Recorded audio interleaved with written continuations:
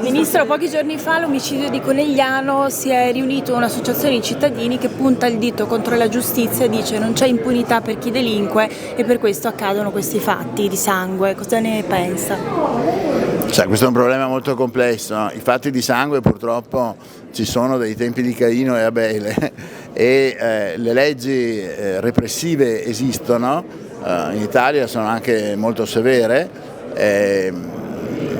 Va detto che la legge penale non è la sola deterrenza nei confronti del potenziale reo, occorre incidere molto di più sull'educazione e sul senso civico.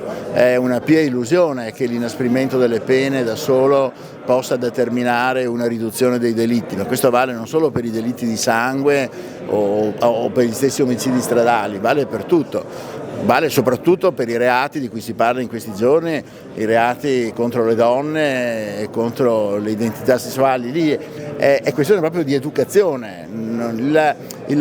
Il reo non va a guardare il codice penale quale sia la pena edittale nel massimo e nel minimo. Primo perché è convinto di farla franca e di non essere individuato e punito, e in secondo luogo perché in quel momento prevale su tutto la sua tendenza a delinquere e qui si può incidere solo con l'educazione.